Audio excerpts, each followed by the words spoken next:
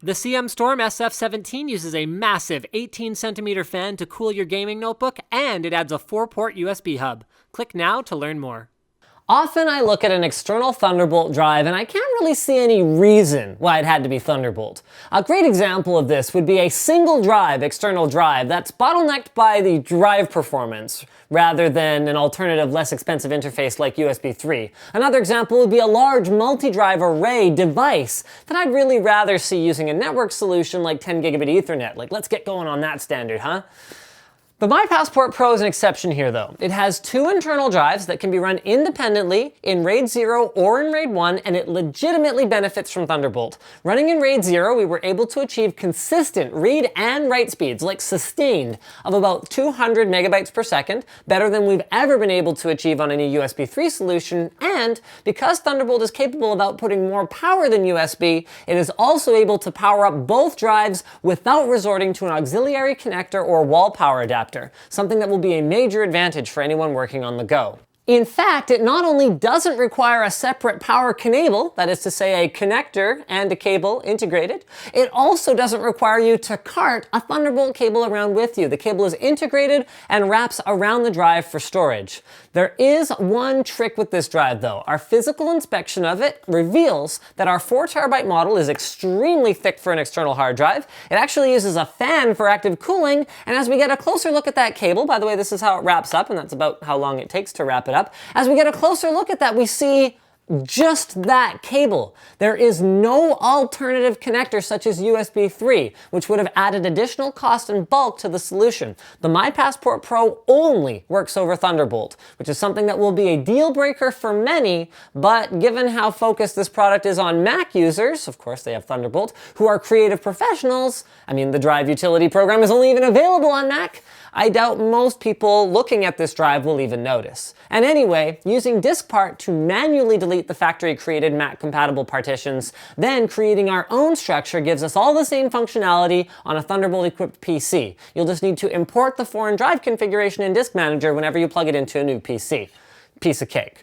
Now, I mentioned creative professionals before, and I guess that leads pretty well into the who is this product for segment of the video. Creative folks who are on the go. This thing was practically made for us. When shooting raw video footage or even ProRes sometimes, we can easily fill up our dual 512 gig SSD recorder solution, and having something that can offload very quickly using a notebook without needing to fuss about with power adapters or whatever else, something with a lot of capacity is a huge boon. The sooner we can get back to shooting, the better, because you've got actors and helpers just sitting there when you're offloading footage.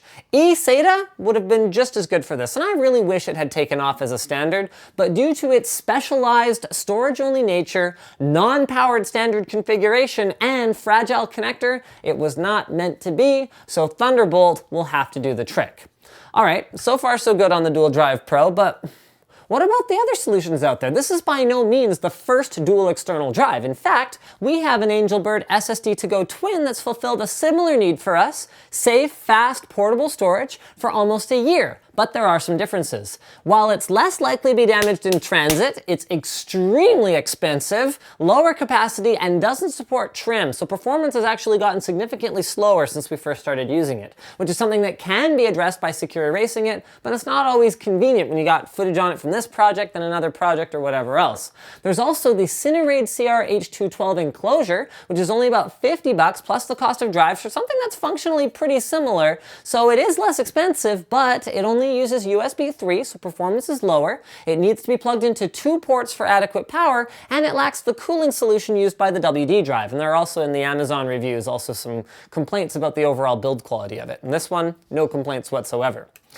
So the only thing left now is the conclusion, and for that I'll give you the rundown of how my team plans to use this. RAID 0 in a portable drive is just plain stupid in my opinion.